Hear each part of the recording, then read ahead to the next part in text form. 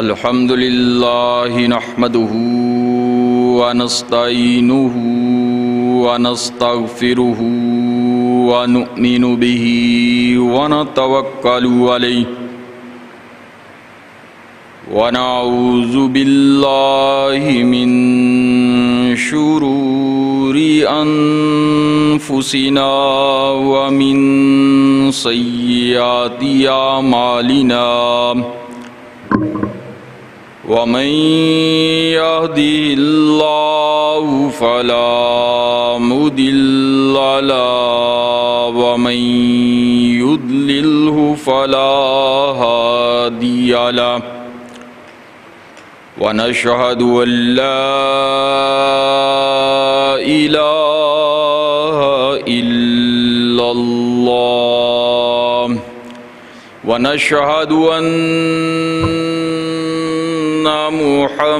محمدًا عبده ورسوله قال الله تبارك وتعالى في القرآن المجيد في شأن حبيبه وصحابه وأولياء أمته أجمعين رب هب لي من الصالحين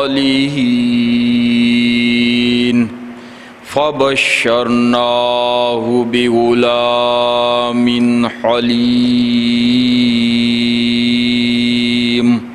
صدق الله مولانا العظيم وصدق رسوله النبي الكريم الأمين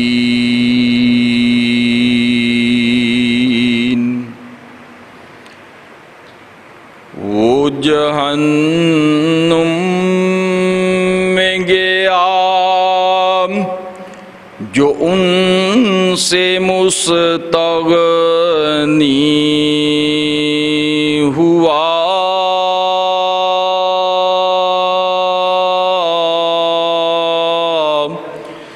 وہ جہنم میں گیا جو ان سے مستغنی ہوا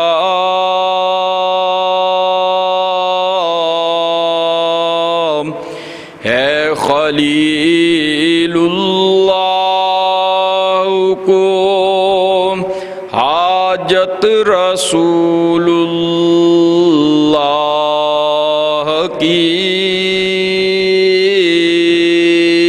ہے خلیل اللہ کو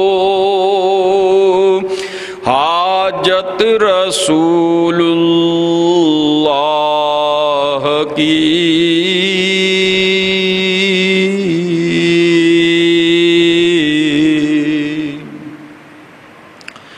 عزیزان گرامی، ذی الحج شریف کا پہلا جمعۃ المبارک ہے۔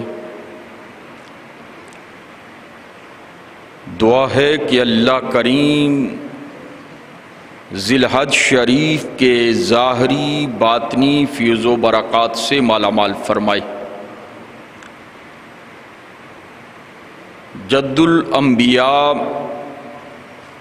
حضرت سیدنا ابراہیم خلیل اللہ علی نبینا علیہ الصلاۃ والسلام رب کائنات کی بارگاہ میں یوں عرض کرتے ہیں، رب ہب لی من الصالحین، اے مولا مجھے نیک بیٹا عطا فرما۔ فبشرناہ بغلام حلیم، پس ہم نے آپ کو ایک صاحب حلم بردبار بیٹے کی بشارت عطا فرمائی۔ حضرت سیدنا ابراہیم خلیل اللہ علیہ السلام اللہ تبارک و تعالیٰ کے وہ جلیل القدر پیغمبر ہیں جو مقام خلت پر فائز ہیں، اور حضرت سیدنا ابراہیم علیہ السلام کی اگر سیرت طیبہ پر نظر دوڑائی جائے تو پوری زندگی اول تا آخر آزمائش ہی آزمائش ہے۔ ساری زندگی گزر گئی اور زندگی کے آخری ایام میں بڑھاپے کے عالم تک آپ رب کائنات کی بارگاہ میں دعا کرتے رہے، رب کائنات کی بارگاہ میں دعا مانگتے رہے۔ رب کائنات نے آپ کی دعا کو درجہ قبولیت عطا فرمایا بڑھاپے کی عمر میں، اور بڑھاپے کی عمر میں آپ کو بشارت عطا فرمائی فَبَشَّرْنَاهُ بِغُلَامٍ حَلِيمٍ، پس ہم آپ کو ایک بردبار بیٹے کی ولادت کی خبر عطا فرماتے ہیں، خوشخبری عطا فرماتے ہیں۔ عزیزان گرامی، حضرت سیدنا ابراہیم خلیل اللہ علیہ السلام کو جب رب کائنات نے بڑھاپے کے عالم میں اولاد کی نعمت عطا فرمائی تو اب حضرت سیدہ سارہ سلام اللہ علیہا کے دل میں ایک بات آ گئی۔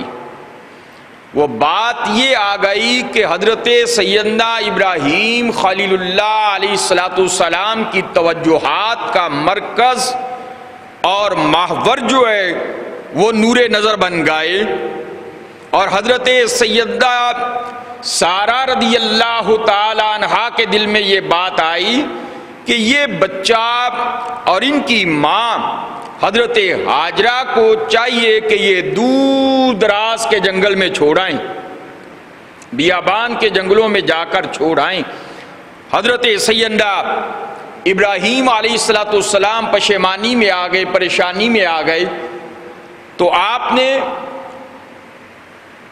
حضرت ابراہیم علیہ السلام نے رب تعالیٰ کی بارگاہ کی طرف توجہ کی تو رب کائنات نے ارشاد فرمایا اے پیارے ابراہیم علیہ السلام، جیسے میری بندی حضرت سیدہ سارہ ارشاد فرماتی ہیں آپ ویسے ہی کر گزریے۔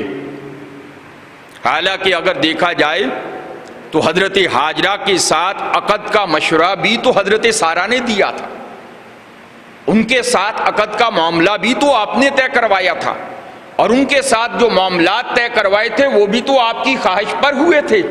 اور یہ ایک طبی تقاضا ہے، فطری تقاضا ہے کہ اولاد کی محبت باپ کے دل میں ہوتی ہے، تو آپ کے دل میں وہ محبت تھی جو پدری محبت تھی، تو پدری محبت کے تقاضوں کے مطابق جب آپ کی توجہات حضرت سیدہ ہاجرہ کی جانب اور نور نظر حضرت سیدنا اسماعیل علیہ السلام کی جانب ہوئیں تو آپ کے دل میں وہ بات آ گئی، کہا دور دراز کے جنگل میں چھوڑ آئیں۔ حضرت سیدہ ہاجرہ کو ہمراہ لیا، نور نظر حضرت سیدنا اسماعیل کو ہمراہ لیا، اور ہمراہ لینے کے بعد چند ستو اور مشکیزہ پانی کا لیا اور دور دراز کے پہاڑوں میں چھوڑنے کے لیے تشریف لے گئے، دور دراز جنگلوں میں چھوڑنے کے لیے تشریف لے گئے۔ اور دور دراز کے جنگلوں میں چھوڑنے کے لیے جب صفا و مروہ کی پہاڑی کے درمیان مکہ المکرمہ کی وادی میں پہنچے تو وہاں پہ چھوڑا اور چھوڑ کر چلنے لگے۔ جب چھوڑ کر چلنے لگے تو حضرت ہاجرہ نے پوچھا کہ اے اللہ کے خلیل، کیا یہ اللہ کے حکم سے ہمیں چھوڑ کر جا رہے ہیں؟ بیابان جنگل بیابان میں نہ آبادی ہے نہ زندگی کے آثار ہیں۔ تو آپ نے اپنی زبان سے نہیں بلکہ سر ہلا کر جواب ارشاد فرمایا، تو حضرت سیدہ ہاجرہ نے فرمایا کہ اگر یہ میرے رب کائنات کا فیصلہ ہے تو مجھے منظور ہے، اگر یہ رب کائنات کا فیصلہ ہے تو مجھے منظور ہے۔ حضرت سیدہ ہاجرہ سلام اللہ علیہا کو چھوڑ کر آپ چلے گئے، اور وہ ستو اور مشکیزہ پانی کا چند ایام میں ختم ہو گیا، اور جب وہ چند ایام میں ختم ہو گیا تو حضرت سیدہ ہاجرہ سلام اللہ علیہا پشیمان ہو گئی، اور آپ کی چھاتی سے دودھ ختم ہو گیا، اور بیٹا جو ہے وہ بھوک سے بلکنے لگا۔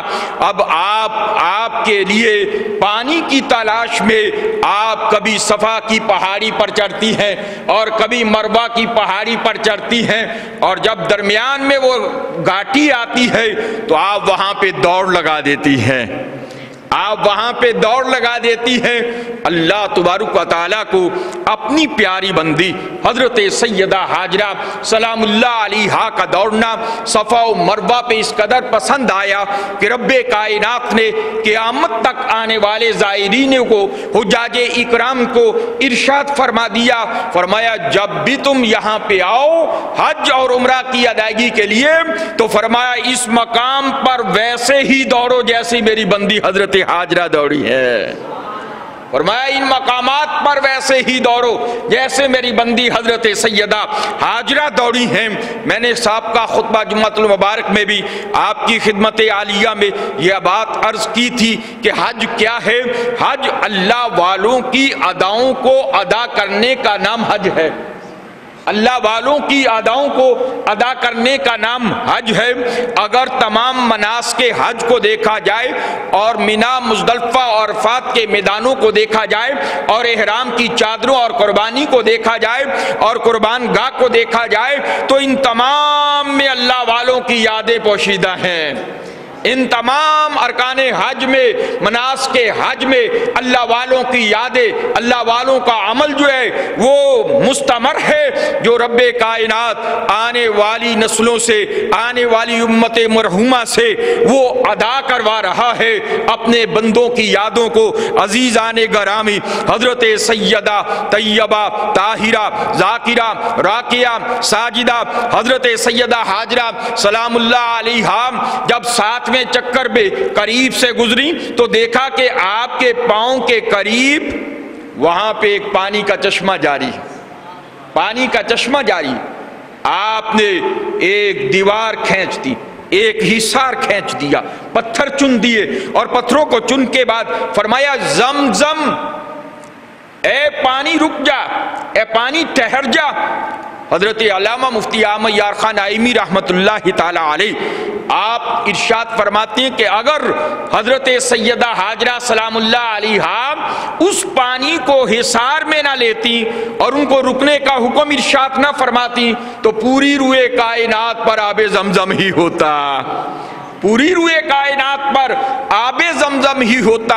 حضرت سیدہ طیبہ طاہرہ ذاکرہ راکیہ ساجدہ حضرت سیدہ ہاجرہ سلام اللہ علیہا اور آپ کا نور نظر حضرت سیدنا اسماعیل ذبیح اللہ علیہ السلام۔ عزیزان گرامی، پانی جو ہے نا یہ پیارے اسماعیل کی ایڑیوں کا تصدق ہے، اور اسی لیے یہ تبرک ہے، اسی لیے یہ تبرک ہے۔ حضرت سیدہ عائشہ الصدیقہ رضی اللہ تعالی عنہا جب بھی مکہ المکرمہ میں عمرہ کی ادائیگی کے لیے یا حج کی ادائیگی کے لیے تشریف لاتی تو آپ مکہ شریف سے آب زمزم کا پانی اپنے ہمراہ لیے جایا کرتے، اپنے ہمراہ لے جایا کرتی۔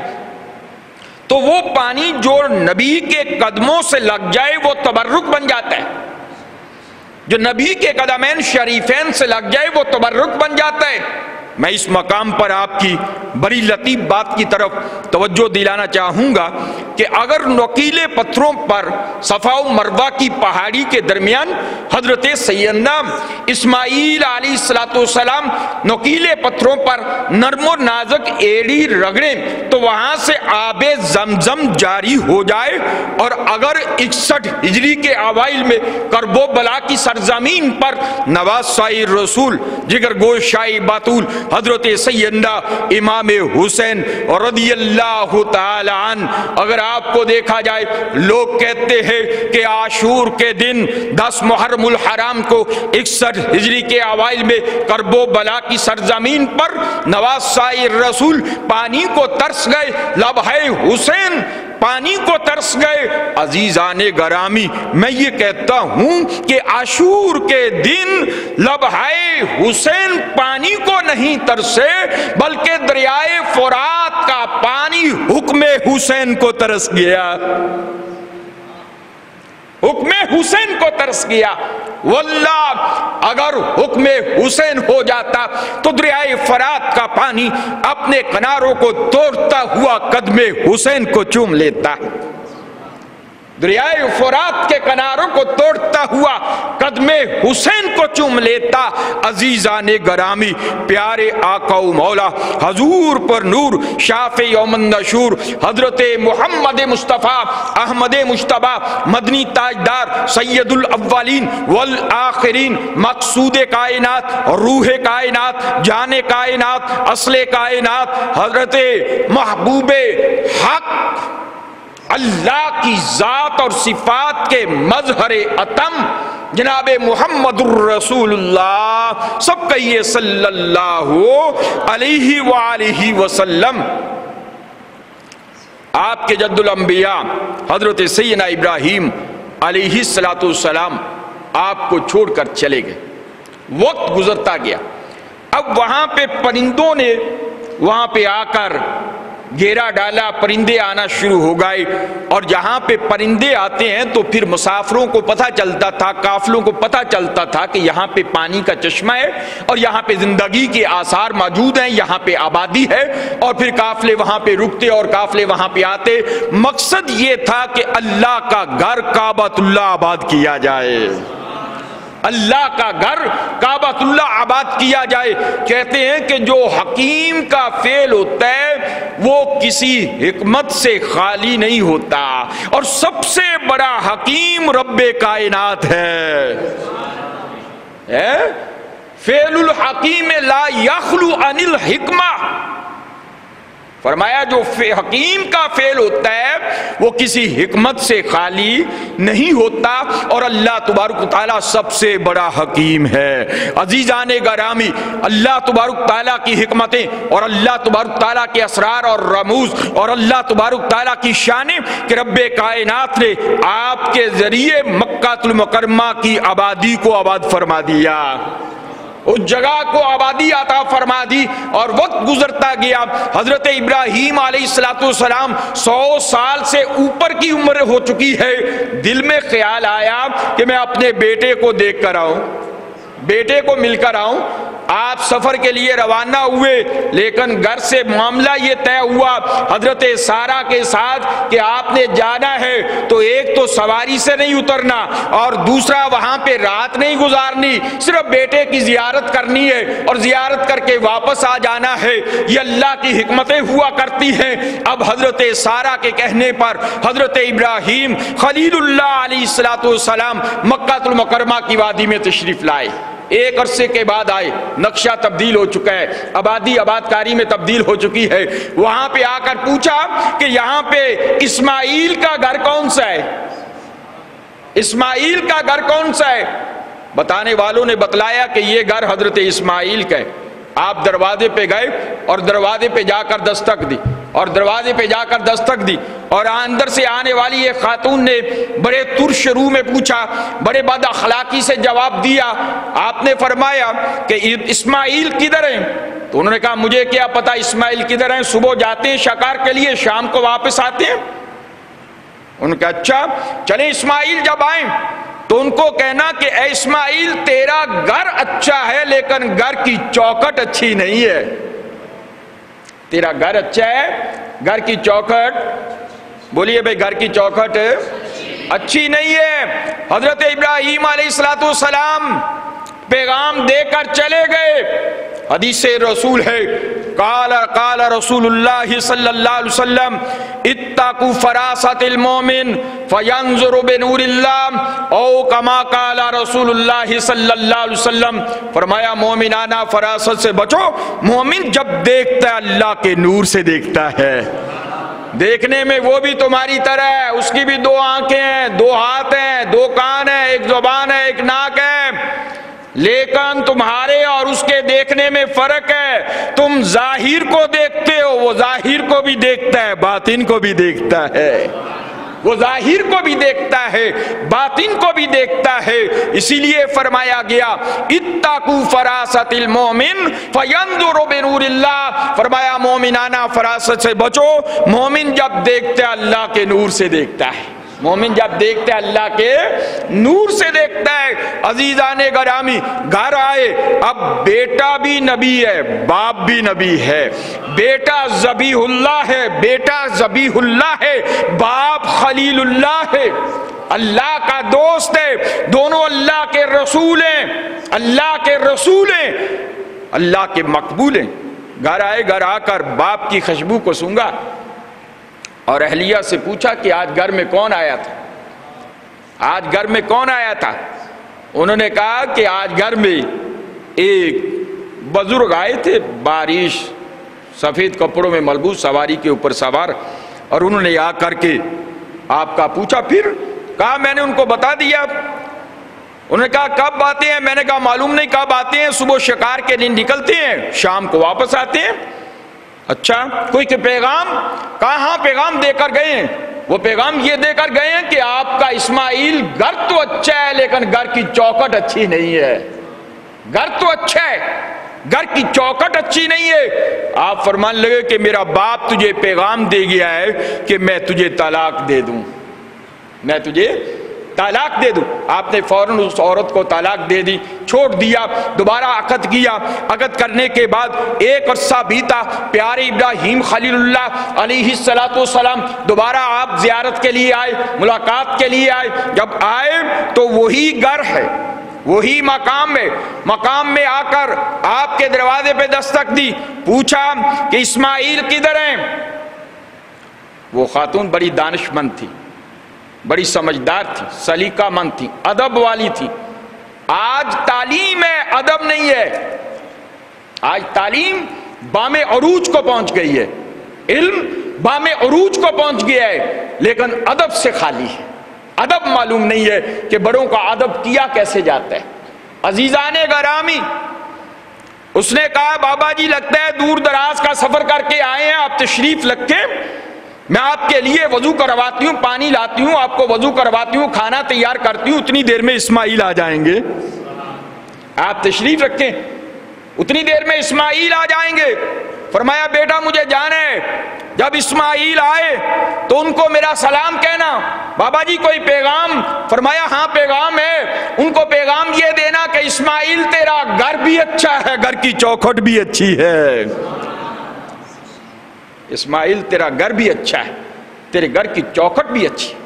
حضرت اسماعیل علیہ السلام شکار کے بعد رات کو گھر پلٹے، جب دیکھا تو گھر میں آ کر پھر وہی خوشبو سونگی، باپ کی خوشبو کو پایا اور پا کر پوچھا کہ آج کون آیا تھا؟ عرض کیا کہ آج ایک بزرگ آئے تھے، سفید ریش، سفید لباس میں ملبوس۔ تو فرمایا پھر؟ میں نے ان سے کھانے کا پوچھا، ان کو آرام کے لیے پوچھا، ان کو میں نے عرض کیا کہ آپ تشریف رکھیں، اسماعیل آ جاتے ہیں؟ تو انہوں نے فرمایا کہ مجھے جانا ہے، پیغام؟ فرمایا ہاں پیغام دے کر گئے ہیں۔ وہ پیغام یہ دے کر گئے ہیں کہ اسماعیل کو پیغام دینا، اسماعیل تیرا گھر بھی اچھا ہے، تیرے گھر کی چوکھٹ بھی اچھی ہے، تیرا گھر بھی اچھا ہے اور گھر کی چوکھٹ بھی اچھی ہے۔ کون؟ حضرت سیدنا اسماعیل ذبیح اللہ علیہ السلام اور حضرت سیدنا اسماعیل ابراہیم خلیل اللہ علیہ السلام اللہ کے پیغمبر ہے۔ اور وقت گزرتا چلا گیا، وقت گزرتا چلا گیا، نبی علیہ السلام سے پوچھا گیا، حضور علیہ السلام سے پوچھا گیا کہ یا رسول اللہ صلی اللہ علیہ وسلم ارشاد فرمائیے یہ قربانیاں کیا ہیں، یہ قربانیاں کیا ہیں؟ فرمایا سنت ابیکم، ابراہیم علیہ السلام، فرمایا یہ تمہارے باپ ابراہیم کی سنت ہے، قربانیاں تمہارے باپ ابراہیم علیہ السلام کی سنت مطہرہ ہے۔ یا رسول اللہ صلی اللہ علیہ وسلم، ان قربانیوں میں ہمارے لیے اجر و ثواب کیا ہے؟ ان قربانیوں میں ہمارے لیے اجر و ثواب کیا ہے؟ تو نبی علیہ السلام نے ارشاد فرمایا جو جانور ہے تو جانور کے ہر بال کے بدلے رب کائنات ایک نیکی عطا فرماتا ہے، ہر بال کے بدلے ایک نیکی عطا فرماتا ہے۔ اور پھر نبی علیہ السلام ہر سال 2 مینے چت کبرے سفید اور سیاہ رنگ کے آپ ذبح فرمایا کرتے، اور ان میں ایک اپنی جانب سے اور ایک اپنی امت مرحومہ کی جانب سے ذبح فرمایا کرتے، ایک اپنی جانب سے اور ایک اپنی امت مرحومہ کی جانب سے۔ عزیزان گرامی، معلوم یہ ہوا کہ آپ اپنے عمل کا اجر و ثواب زندہ کو بھی دے سکتے ہیں، جو فوت شدگان ہیں ان کو بھی دے سکتے ہیں، جو ابھی عالم ارواح میں ہیں ان کو بھی دے سکتے ہیں۔ اپنے اعمال کا اجر و ثواب جیسا کہ نبی علیہ السلام امت مرحومہ کی جانب سے آپ ہی کیا کرتے، تو سبھی امت تو آ نہیں چکی تھی، امت تو 1400 سال کے بعد بھی آ رہی ہے، قیامت تک آئے گی، یعنی نبی علیہ السلام نے اپنی جمیع امت مطہرہ کی جانب سے قربانی کو فرمایا۔ اور یہ عمل کتنے سال فرمایا؟ نبی علیہ السلام نے 10 سال تک آپ نے قربانیاں ارشاد فرمائی، 10 سال تک قربانیاں آپ نے کی۔ اور جب آخری قربانی آپ نے کی تو حجۃ الوداع کے موقع پر میدان عرفات میں نبی علیہ السلام پر جب قرآن کی آخری آیت نازل ہوئی، رب کائنات نے ارشاد فرمایا الیوم اکملت لکم دینکم واتممت علیکم نعمتی ورضیت لکم الاسلام دینا۔ پیارے مصطفیٰ کریم پر اللہ کے جبریل جب اللہ کی آخری آیت لے کر نازل ہوئے، صحابہ کرام رضوان اللہ علیہ اجمعین کے دل خوش ہو گئے، فرحاں ہو گئے، شادماں ہو گئے کہ آج اللہ کا دین مکمل ہو گیا، آج اللہ کا دین آ گیا، آج اللہ کا دین اللہ نے پسند کر لیا، اپنے مصطفیٰ کریم پر مکمل کر دیا۔ تمام صحابہ کرام خوشیاں منا رہے ہیں، لیکن رازدار مصطفیٰ، خلیفہ مصطفیٰ، جانشین مصطفیٰ حضرت سیدنا ابوبکر صدیق رضی اللہ تعالی عنہ، آپ کی آنکھیں چھما چھم رونے لگیں، چھما چھم رونے لگیں، برسنے لگیں۔ صحابہ کرام رضوان اللہ اجمعین نے استفسار کیا، اے ابوبکر رونے کا سبب کیا ہے؟ آج تو خوشی کا موقع ہے کہ اللہ نے قرآن کو مکمل کر دیا، اپنے دین کو مکمل کر دیا، قرآن کی آخری آیت کو نازل فرما دیا، دین اسلام ہمارے نبی کے لیے پسند فرما لیا، دین اسلام کو ہمارے نبی کے لیے قبول فرما لیا، تو رونے کا سبب کیا ہے؟ حضرت سیدنا صدیق اکبر رضی اللہ تعالیٰ عنہ ارشاد فرمانے لگے کہ نبی کے آنے کا مقصد ہوتا ہے، وہ مقصد ہوتا ہے ہدایت دینا، وہ مقصد ہوتا ہے دین دینا، وہ مقصد ہوتا ہے اللہ کا پیغام پہنچانا، اللہ کے احکامات پہنچانا، اللہ کے اوامر اور نواہی پہنچانا۔ جب اللہ کا نبی اللہ کے احکامات، اللہ کے اوامر، اللہ کے نواہی ان کی تکمیل کر چکا ہوتا ہے تو پھر ان کے جانے کا وقت قریب آتا ہے۔ معلوم یہ ہوتا ہے کہ رب کائنات نے جو آج ہمارے نبی پر دین مکمل کر دیا ہے تو آج ہمارے مصطفیٰ کریم کے جانے کا وقت قریب آ گیا، حضور کا وقت قریب آ گیا، آپ کی وفات شریف کا ظاہری پردے کا وقت قریب آ گیا۔ میں اس لیے رو رہا ہوں۔ عزیزان گرامی، نبی محترم شفیع مکرم نور مجسم رحمت دو جہاں صلی اللہ علیہ وسلم نے حجۃ الوداع کے موقع پر ایک تاریخی خطبہ ارشاد فرمایا۔ جبل نور کے قریب میدان عرفات میں، جبل نور کے قریب اپنی اونٹنی پر، اپنی کسوہ پر، کسوہ اونٹنی کو کہتے ہیں، کھڑے ہو کر اپنی کسوہ پر، کتنی بڑی جماعت تھی، جماعت صحابہ کتنی بڑی تھی، 1,24,000 کم و بیش صحابہ کی تعداد تھی۔ بلند آواز سے کہہ دیجئے، اور بلند آواز سے کہہ دیجئے، 1,24,000 کم و بیش صحابہ اکرام کی جماعت، اور اس جماعت میں پیارے مصطفیٰ کریم نے تاریخی خطبہ ارشاد فرمایا جس کو حجۃ الوداع کا خطبہ کہا جاتا ہے۔ آپ نے خطبہ ارشاد فرمایا، حدیث پاک میں آتا ہے کہ جیسے آپ کے قریب والا سنتا تھا ویسے بعید والا سن رہا تھا، جیسے دائیں والا سنتا تھا ویسے بائیں والا سنتا تھا، جیسے آگے والا سنتا تھا ویسے پیچھے والا سنتا تھا۔ عزیزان گرامی، آپ اندازہ کیجئے کہ 1.25 لاکھ کے مجمع میں آواز کو پہنچانا بغیر آلہ کے، بغیر لاؤڈ سپیکر کے، بغیر کسی ٹیکنالوجی کے، بغیر کسی سائنسی ایجادات کے آواز کو پہنچانا، یہ کیا تھا؟ یہ آپ کی آواز کا معجزہ تھا۔ یہ آواز مصطفیٰ، صوت المصطفیٰ کریم صلی اللہ علیہ وسلم کا معجزہ تھا۔ اور معجزہ کی تعریف کیا ہے؟ معجزہ وہ ہوتا ہے کہ ایسی چیز جو محیر العقول ہو، یعنی عقلوں کو حیرت میں واقع کرنے والی ہو، اگر وہ نبی کے ہاتھ پر ظاہر ہو تو اس کو معجزہ کہا جاتا ہے، ولی کے ہاتھ پر ظاہر ہو تو اس کو کرامت کہا جاتا ہے، اور اگر کسی شعبدہ باز مدائی کے ہاتھ پر ظاہر ہو تو اس کو ارحاس کہا جاتا ہے۔ عزیزان گرامی، پیارے آقا و مولا صلی اللہ علیہ وسلم کی اس آواز کے معجزہ کو سرکار اعلی حضرت عظیم البرکت مجدد دین و ملت الشاہی امام احمد رضا خان فاضل بریلوی مشہور زمانہ نعتیہ دیوان ہدایت کے بخشش میں ارشاد فرماتے ہیں، دور و نزدیک کے سننے والے وہ کان، بلند آواز سے کہہ دیجئے، دور و نزدیک سے سننے والے وہ کان، کانے لالے کرامت پہ لاکھوں سلام، مصطفیٰ جان رحمت پہ لاکھوں سلام، شمع بزم ہدایت پہ لاکھوں سلام۔ پیارے مصطفیٰ کریم صلی اللہ علیہ وسلم کی آواز شریف کا معجزہ وہاں پہ حجۃ الوداع کے مقام پر آیا۔ عزیزان گرامی، وقت اجازت نہیں دیتا ورنہ خطبہ حجۃ الوداع آپ کو بالتفصیل بتلایا جاتا۔ عید الاضحیٰ کے بعد حجۃ الوداع کا پورا خطبہ آپ کے سامنے پڑھا جائے گا اور اس کے اسرار اور اس کے رموز عرض کیے جائیں گے۔ میں اپنی بات کو اپنے مضمون کی جانب لے جانا چاہتا ہوں۔ حضرت پیارے آقا و مولا صلی اللہ علیہ وسلم نے بنا شریف کے مقدان پر کتنے اونٹ ذبح کیے؟ 100 اونٹ ذبح کیا۔ مینا شریف کے مقام پر آپ نے 100 اونٹ ذبح کیا، اور 100 اونٹ میں سے 63 اونٹ آپ نے اپنے دستے نبوت سے ذبح فرمائے۔ 63 اونٹ، اور آپ کی عمر شریف کتنی ہے؟ 63 برس۔ آپ کی عمر شریف کتنی ہے؟ 63 برس۔ تو آپ نے 63 اونٹ اپنے دستے نبوت سے ذبح فرمائے۔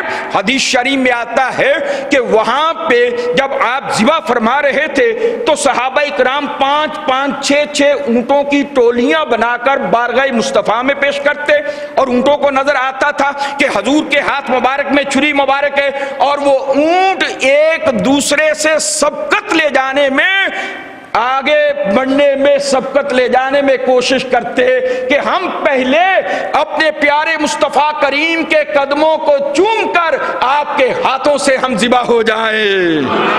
حالانکہ جان جانے کا ہے کہ وہاں پہ حضور کے ہاتھ میں چھری مبارک ہے، جان جانی ہے، جان قربان ہونی ہے، لیکن جانور بھی رسول اللہ کے عشق میں، رسول اللہ کی محبت میں، جانور بھی اپنی جانوں کو قربان کرنا سعادت سمجھ رہے ہیں کہ جان تو جانی ہے، اگر مصطفیٰ کے ہاتھوں سے جائے تو اس سے بڑی سعادت کیا ہے؟ جان تو جانی ہے، اگر یہ جان پیارے مصطفیٰ کے ہاتھوں میں جائے تو اس سے بڑی سعادت کیا ہے؟ اس سے بڑی نعمت کیا ہے؟ اس سے بڑا کرم کیا ہے؟ تو وہ 5-5 6-6 اونٹوں کی ٹولیاں بنا کر حضور کی بارگاہ میں صحابہ پیش کرتے، اور وہ اونٹ باندھنے نہیں پڑتے، وہ اونٹ سنبھالنے نہیں پڑتے، بلکہ اونٹ جب قریب آتے تو حضور کے سامنے گردن زمین پہ رکھ دیتے کہ حضور ہمارے حلق پہ چھری چلائیے، حضور ہمارے حلق پہ چھری چلائیے۔ اونٹوں کو باندھنے کی ضرورت نہ پڑتی، اونٹوں کو رسیاں لگانے کی ضرورت نہ پڑتی، بلکہ اونٹ جب حضور کے قریب آتے تو اپنی گردن کو سر تسلیم خم کر دیتے، بارگاہ مصطفیٰ میں جھکا دیتے۔ کسی عاشق نے اس مقام پر بڑا لطیف نقطہ نظر فرمایا۔ آپ فرماتے ہیں اگر جانوروں کے عشق رسالت کا عالم یہ ہے تو صحابہ کے عشق کا عالم کیا ہوگا؟ یہ تو جانور تھے، یہ تو جانور تھے، تو جانوروں کے عشق رسالت کا اور عشق مصطفیٰ کریم کا عالم یہ ہے، تو صحابہ کے عشق مصطفیٰ کا عالم کیا ہوگا کہ صحابہ جب غزوات میں اور میدان جنگ میں حق و باطل میں لڑتے ہوئے جب اپنی جانوں کو قربان کیا کرتے تھے تو صحابہ ان سے بڑھ کر عشق و مستی میں اپنی جان کا نذرانہ پیش کرتے ہوئے اس کو سعادت سمجھتے تھے کہ ہماری جان دین مصطفیٰ پر قربان ہو جائے، ناموس مصطفیٰ پر قربان ہو جائے، دین اسلام پر قربان ہو جائے۔ اور صحابہ اکرام رضوان اللہ تعالی علیہ اسی کیف و مستی میں اپنی جانوں کے نذرانے پیش کرتے ہوئے مرتبہ شہادت پاتے رہے۔ عزیزان گرامی، پیارے آقا و مولا صلی اللہ علیہ وسلم نے حجۃ الوداع کے موقع پر 63 اونٹ اپنے ہاتھ سے ذبح فرمائے، اور 63 اونٹ ذبح فرمانے کے بعد بقیہ اونٹ جو ہیں وہ صحابہ کو عطا فرمائے، فرمایا صحابہ ان کو ذبح کرو، تو بقیہ اونٹ پھر باقی صحابہ نے ان کو ذبح فرمایا۔ عزیزان گرامی، نبی محترم شفیع مکرم نور مجسم رحمت دو جہاں ولی کون و مکان صلی اللہ علیہ وسلم پر زکوٰۃ واجب نہیں تھی، قربانی واجب تھی۔ حضور پر زکوٰۃ واجب نہیں، چونکہ آپ کے پاس سونا چاندی تھا ہی نہیں، سونا چاندی تھا ہی نہیں، زکوٰۃ واجب نہیں تھی آپ پہ، قربانی واجب، اور آپ نے قربانی ارشاد فرمائی، اور ہر سال آپ نے قربانی فرمائی۔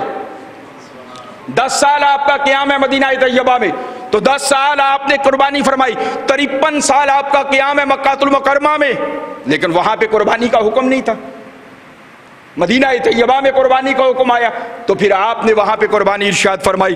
عزیزان گرامی، پیارے آقا و مولا حضور پر نور صلی اللہ علیہ وسلم نے ارشاد فرمایا جو صاحب نصاب ہو، یعنی ایام حج میں، ایام قربانی میں 3 دنوں میں سے آخری دن غروب آفتاب سے پہلے پہلے اگر وہ صاحب نصاب ہو گیا، اس پر مال آ گیا، تو فرمایا اس پر قربانی کرنا واجب ہے، اس پر قربانی کرنا واجب ہے۔ فرمایا جس پر قربانی واجب ہو، صاحب مال ہو، اور صاحب مال ہونے کے باوجود فرمایا وہ یوم النحر کے دن، قربانی کے دن، وہ اپنے جانوروں کو اللہ کی رضا کے حصول کے لیے، اللہ کی رضا کے حصول کے لیے ان کو نہ کرے، تو فرمایا وہ ہماری عیدگاہ کے قریب نہ آئے۔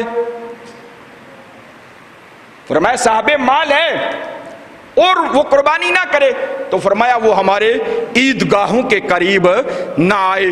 عزیزان گرامی، دیکھیے انسان 2 چیزوں کا مرکب ہے، ایک جسم اور ایک روح۔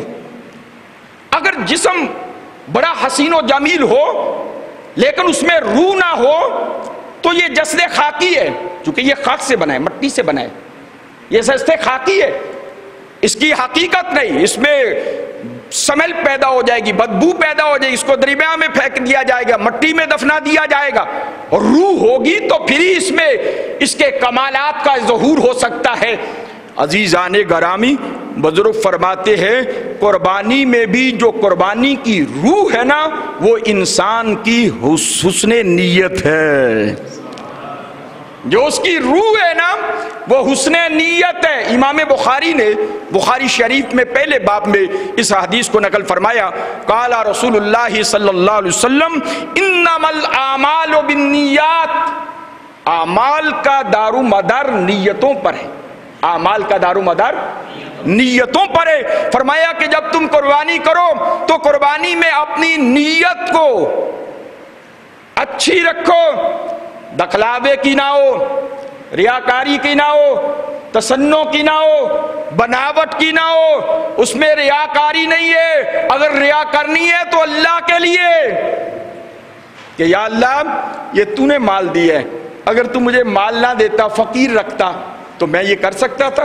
نہیں کر سکتا تھا۔ یہ تیرا فضل ہوا ہے کہ تو نے مجھے صاحب مال دیا، مجھے صاحب غنا کیا، صاحب ثروت کیا، مجھے دولت عطا فرمائی، اپنے فضل سے آج میں تیرے حکم سے، تیرے مصطفیٰ کریم کے حکم سے تیرا دیا ہوا مال تیرے راستے میں قربان کروں، مولا اس کو قبول فرما لے۔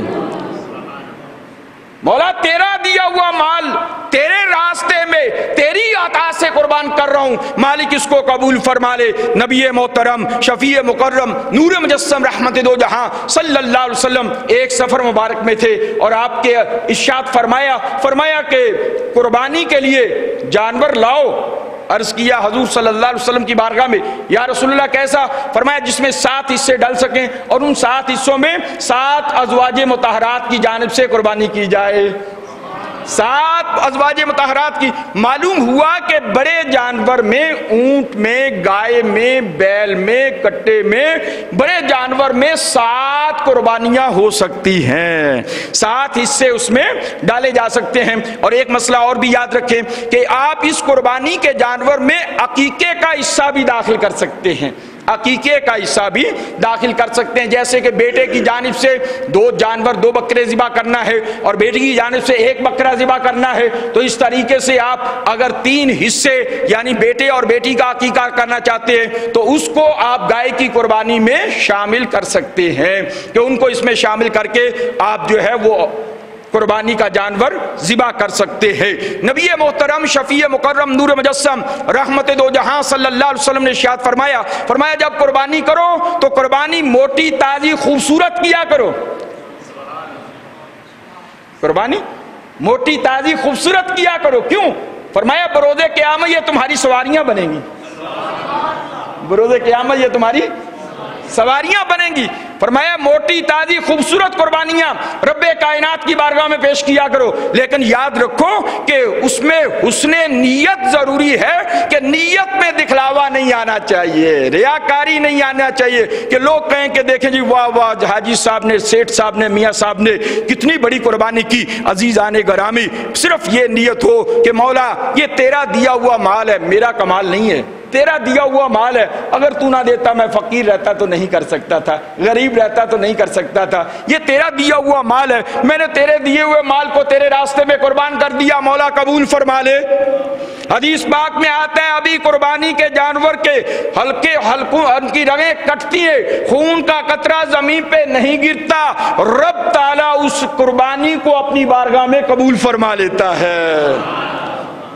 فرمایا اس کا ابھی ایک زمین پہ نہیں گرتا تو رب کائنات اس قربانی کو اپنی بارگاہ میں قبول فرما لیتا ہے۔ نبی محترم شفیع مکرم نور مجسم رحمت دو جہاں والی کون و مکان صلی اللہ علیہ وسلم نے فرمایا جب قربانی کرو تو قربانی کرنے کے بعد اس کے 3 حصے کرو، ایک اپنے اہل خانہ کے لیے اور ایک اپنے عزیزوں کے لیے اور ایک مساکین، فقراء، غرباء، حاجت مند، مسافر ان کے لیے۔ ایسا نہیں ہے کہ آپ نے قربانی کی اور قربانی کرنے کے بعد آپ نے سارا گوشت جو ہے وہ فریج میں لگا دیا یا فریزر میں لگا دیا اور پھر 1 ماہ تک جو ہے وہ اس کو استعمال کرتے رہے۔ عزیزان گرامی ایسا نہیں ہونا چاہیے، بلکہ قربانی کا مقصد ہے ایثار کرنا، ایثار کرنا ہے۔ تو ایثار کیا ہے کہ آپ جب قربانی کریں تو قربانی کرنے کے بعد ایک حصہ اپنے اہل خانہ کے لیے، ایک حصہ اپنے عزیز و اقارب کے لیے اور ایک حصہ یتیم، فقیر، مساکین، محتاج، ضرورت مند، حاجت مند، مسافر جو ہیں وہ ان کے لیے بھجوائیں۔ اور پھر دوسری بات، جو قربانی کی کھال ہے، قربانی کی کھال اجرت کے طور پر کسائی کو نہیں دی جا سکتی، یا گھر میں کام کرنے والی ماسی جو ہے اس کو اجرت کے طور پر نہیں دے سکتے کہ آپ ہمارے گھر میں کام کرتی ہو تو چلو اس کے بدلے میں یہ کھال لے جاؤ، ایسا نہیں کر سکتے، بلکہ آپ اس کھال کو کسی بھی رفائی کام میں استعمال کر سکتے ہیں، اپنے لیے جائے مصلی بنا سکتے ہیں، رفائی کام کے لیے استعمال کر سکتے ہیں، لیکن قصاب کو آپ بطور اجرت نہیں دے سکتے۔ عزیزان گرامی، نبی محترم شفیع مکرم نور مجسم رحمت دو جہاں ولی کون و مکان صلی اللہ علیہ وسلم نے ارشاد فرمایا یہ تمہارے باپ ابراہیم علیہ السلام کی سنت مطہرہ ہیں۔ اور اس میں ثواب کیا ہے یا رسول اللہ، اس میں اجر کیا ہے؟ فرمایا اس کے ہر بال کے بدلے 1 نیکی ہے، ہر بال کے بدلے 1 نیکی ہے۔ آپ دیکھیں کہ سائنس کی تحقیق کے مطابق، آج کی جدید ریسرچ کے مطابق، جو انسانی سر کے بال ہیں ان کی تعداد 3.5 لاکھ بتائی جاتی ہے، کم و بیش۔ انسانی ایک عام نارمل انسان کے سر کے اوپر جو بال ہیں ان کی تعداد 3.5 لاکھ تعداد بتائی جاتی ہے آج کی سائنس کی تحقیق کے مطابق۔ تو اگر ایک انسان کے سر کے اوپر 3.5 لاکھ بال ہیں تو بتائیے ایک دمبے کے اوپر کتنے بال ہوتے ہیں، ایک چھترے کے اوپر کتنی اون ہوتی ہے، ایک بکری کے اوپر اور ایک بکرے کے اوپر اور پھر ایک بیل کے اوپر ایک اونٹ کے اوپر کتنے اس کے وجود کے اوپر بال ہوتے ہیں۔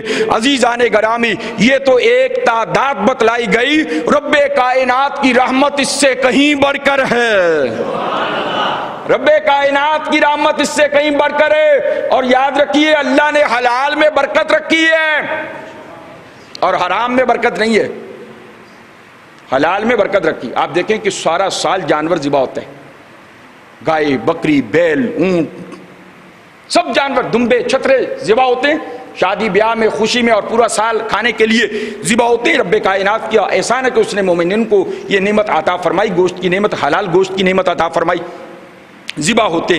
لیکن پھر بھی ہر سال عید الاضحیٰ کے موقع پر آپ کو جانوروں کے ریوڑوں کے ریوڑ نظر آتے ہیں، ریوڑوں کے ریوڑ نظر آتے ہیں، کبھی آپ کو حرام جانوروں کے ریوڑ نظر نہیں آئیں گے، حالانکہ حرام جانور کھائے بھی نہیں جاتے، جیسے کتا ہے بلی ہے سور ہے یا دیگر ہے تو وہ جانور کھائے بھی نہیں جاتے، لیکن اس کے باوجود ان کی تعداد ان کی افزائش زیادہ ہے، لیکن تعداد میں زیادہ نظر نہیں آئیں گے۔ لیکن حلال جانور الحمدللہ پورا سال کھایا بھی جاتا ہے پکایا بھی جاتا ہے، اور سال کے بعد جب پھر باری آتی ہے تو پھر لاکھوں جانور اللہ کریم عطا فرما دیتا ہے۔ تو حلال میں برکت ہے، حلال میں برکت ہے۔ اور ایک اور بات یاد رکھیے کہ جو قربانی ہے، قربانی کرتے وقت جب کفار مشرکین وہاں پہ قربانی کرتے تو وہ اپنے لات اور عزا کے نام پر قربانی کیا کرتے، بسم اللہ اللات والعزا، لات کے نام پر ہم قربانی کرتے لیکن اپنے بتوں کے نام پہ کی بڑھیں۔ اللہ نے اپنے مصطفیٰ کو کیا ارشاد فرمایا؟ فَصَلِّ لِرَبِّكَ وَانْحَرْ، اے محبوب آپ بھی قربانی کیجئے، یہ بھی قربانی کرتے لیکن ان کی قربانی لات اور عزا کے لیے ہے، آپ کی قربانی اللہ کے لیے ہے۔ فرمایا کفار کی قربانی جو ہے نا وہ لات کے لیے اور عزا کے لیے، وہ بھی قربانی کرتے لیکن ان کی قربانی ان کے لیے، اور جو آپ کی قربانی ہے فَصَلِّ لِرَبِّكَ وَانْحَرْ، اے پیارے مصطفیٰ کریم آپ قربانی کیجئے اور نماز ادا کیجئے اپنے رب کے لیے، قربانی ادا کیجئے اور نماز ادا کیجئے اپنے رب کے لیے، کہ جب آپ نماز پڑھیں تو تب بھی رب کے لیے پڑھیں اور جب آپ قربانی کیجئے تب بھی رب کے لیے کیجئے۔ یہ کفار اور یہ جو دوسرے لوگ قربانی کرتے ہیں یہ لات اور عزا اپنے معبود باطلا کے نام پر کرتے ہیں۔ یاد رکھیے ہم قربانی کرتے وقت یا قربانی کے عام دنوں میں اپنے جانور کو رکھ لیتے ہیں پال لیتے ہیں اور ہم اس کو کہتے ہیں کہ یہ ہمارا غوث پاک کا بکرا ہے، کیا کہہ دیتے ہیں؟ غوث پاک کا بکرا ہے، یہ جی خواجہ صاحب کا بکرا ہے، کیا کہہ دیتے ہیں؟ خواجہ صاحب کا بکرا ہے۔ کیا مطلب کہ ان کے لیے ہم نیاز پکائیں گے، اس کو ذبح کر کے خواجہ صاحب کے لیے نیاز پہنچائیں گے یا غوث پاک کے لیے نیاز پہنچائیں گے؟ تو یہ نام رکھنے سے نہ تو وہ جانور حرام ہوتا ہے اور نہ شرک ہوتا ہے، نہ وہ جانور بولیے بھائی حرام ہوتا ہے اور نہ شرک ہوتا ہے، صرف نام ان کا رکھا گیا ہے اور اس کا اجر و ثواب ہم ان کو عطا کرتے ہیں، ذبح ہم اللہ کے نام پر ہی کرتے ہیں۔ جب تکبیر پڑھتے ہیں تو بسم اللہ اللہ اکبر پڑھ کر تکبیر کرتے ہیں، ان کے نام پر تکبیر نہیں کرتے بلکہ اس کو ذبح کرنے کے بعد اس کا اجر و ثواب جو ہے وہ غوث پاک اور خواجہ پاک کو پیش کرتے ہیں، غوث پاک اور خواجہ پاک کو پیش کرتے ہیں۔ عزیزان گرامی ایسے ہی ان بزرگوں کے نام کی جو نظر نیاز اور فاتحہ پڑھی جاتی ہے، میں ایک حدیث عرض کر کے اجازت چاہوں گا، وقت ختم ہو چکا۔ پیارے آقا و مولا صلی اللہ علیہ وسلم کی بارگاہ میں حضرت سعد تشریف لائے اور آ کر عرض کیا یا رسول اللہ فدا کا ابی و امی، میرے ماں باپ پر قربان، حضور میری ماں انتقال کر گئی ہے تو میں ان کے لیے کیا کروں؟ حضور نے فرمایا سب سے بہترین صدقہ پانی ہے، سب سے بہترین صدقہ پانی ہے۔ اس لیے بزرگ فرماتے ہیں کہ جب پانی پینا ہو نا تو اس سے مانگے جس سے آپ کو سب سے زیادہ پیار ہے. پانی پینا ہو نا تو اس سے مانگے جس سے سب سے زیادہ آپ کو پیار ہے. کیوں؟ اس لیے کہ پانی پلانے کا اجر و ثواب سب سے زیادہ ہے. پانی پلانے کا اجر و ثواب سب سے زیادہ ہے، اس لیے اس سے پانی مانگے جس سے آپ کو سب سے زیادہ پیار ہے. تو حضرت سعد رضی اللہ عنہ نے عرض کیا یا رسول اللہ صلی اللہ علیہ وسلم میری ماں انتقال کر گئی ہے تو میں کیا کروں؟ فرمایا ان کے لیے کنواں لگا دو اور اس کنویں کا نام رکھ دو ام سعد، بیر ام سعد، یعنی ام سعد کی ماں کا کنواں. بیر سعد یعنی ام سعد کی ماں کا کنواں. اب اس کا مطلب کیا ہوا کہ وہ کنواں لگ گیا اور اجر و ثواب جو یہاں سے پانی پیے گا وہ سعد کی ماں کو عطا کیا جائے گا، وہ سعد کی ماں کو عطا کیا جائے گا بلا تشبیہ اور بلا تمثیل. جو آپ غوث پاک کا بکرا رکھیں گے، خواجہ صاحب کا بکرا رکھیں گے تو وہ ذبح اللہ کے نام پر کریں گے اور نیت یہ کریں گے اس کا اجر و ثواب میرے خواجہ کو عطا فرما اور میرے غوث کو عطا فرما.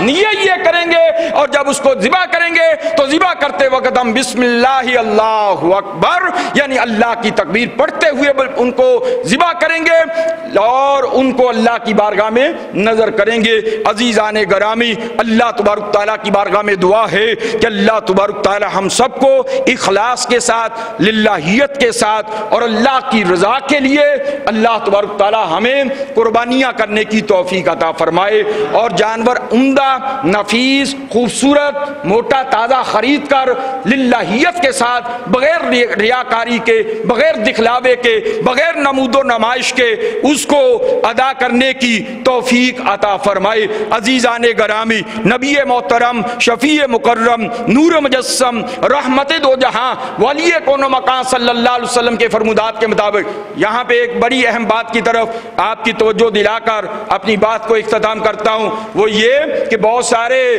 جو ہے نا لوگ کہتے ہیں جی آپ ہر سال لاکھوں اربوں خربوں روپے خرچ کرتے ہیں، تو اگر یہ کسی یتیم بچی کی شادی کروا دی جائے، کسی مسکین کا قرضہ ادا کر دیا جائے، کسی بیمار کا علاج معالجہ کروا دیا جائے، کسی بے گھر کو مکان لے کر دے دیا جائے، تو یہ اس سے بڑی کتنی بڑی نیکی ہے.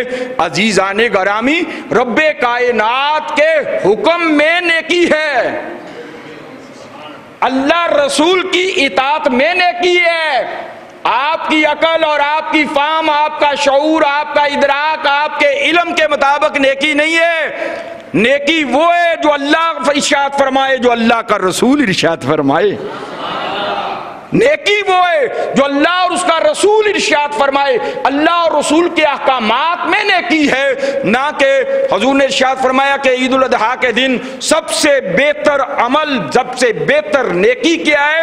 یوم النحر کے دن فرمایا وہ خون بہانا ہے. احراق الدم کے لفظ حدیث پاک میں آتے ہیں. احراق الدم یعنی خون بہانا، جانور کو قربان کرنا اللہ کے نزدیک سب سے محبوب ترین عمل ہے. آپ لاکھوں روپیہ خرچ کر دیں اس دن، کروڑوں روپیہ خرچ کر دیں، لیکن احراق الدم نہ کریں، قربانی نہ دیں، جانور کو ذبح نہ کریں، وہ لاکھوں روپے آپ کا اس قربانی کے ثواب کو نہیں پہنچ سکتا. کروڑوں روپیہ دیا ہوا اس قربانی کے اجر و ثواب کو نہیں پہنچ سکتا، کیونکہ عید الاضحیٰ کے دن جو عمل بہترین عمل ہے، جو مقبول ترین عمل ہے، جو اللہ کی بارگاہ میں حسین ترین عمل ہے، وہ احراق الدم ہے کہ یوم النحر کے دن جانور کا خون اللہ کی رضا کے لیے بہایا جائے. جانور کا خون اللہ کی رضا کے لیے بہایا جائے. عزیزان گرامی، میں اسی بات پر اپنی بات کا اختتام کرتا ہوں. اللہ تبارک تعالیٰ آپ کی اور میری ہم سب کی حاضری کو قبول و منظور فرمائے اور اللہ تبارک تعالیٰ ہم سب کو اخلاص، للہیت کے ساتھ جو ہے وہ قربانیاں کرنے کی توفیق عطا فرمائے. دیکھیں میں آپ کے پاس یہاں پہ جو ہے وہ اپنا تقریباً 12:40-45 پہ آ جاتا ہوں مسجد میں، اور نبی علیہ الصلوۃ والسلام، یہ تو قربانی آپ نے کرنی ہے نا، قربانی کرنی ہے نا آپ نے، جن کو اللہ نے توفیق دی ہے، صاحب مال ہیں، صاحب ثروت ہیں. کچھ ایسے بھی ہیں جو فقیر ہیں، مسکین ہیں، غریب ہیں، صاحب مال نہیں ہے، صاحب غنا نہیں ہے، اور یہ اس کی شان ہے، وہ چاہے تو سب کو کر دیتا امیر. وہ چاہتا تو سب کو امارت کر دے دیتا، کون پوچھنے والا، قادر ہے قدیر ہے. لیکن رب کریم نے تفاوت رکھا، معاشرے کے بیلنس کو تفاوت رکھا، اس میں فرق رکھا. کسی کو امیر کر دیا، کسی کو غریب کر دیا، کسی کو میل آنر کر دیا، کسی کو مسکین کر دیا. آپ تو قربانی دیں گے جو صاحب مال ہیں، اور یہ سال کے بعد دیں گے، تو جو غریب لوگ ہیں، مسکین لوگ ہیں، فقیر لوگ ہیں، وہ تو قربانی نہیں دے پائیں گے. تو میں ان کے لیے اور جو صاحب مال ہیں ان کے لیے ایک ایسی حدیث پاک آپ کو سناؤں کہ آپ کو بغیر پیسہ خرچ کیے ہوئے ہر سال ہر جمعۃ المبارک کو اونٹ کی قربانی کا ثواب ملتا رہے.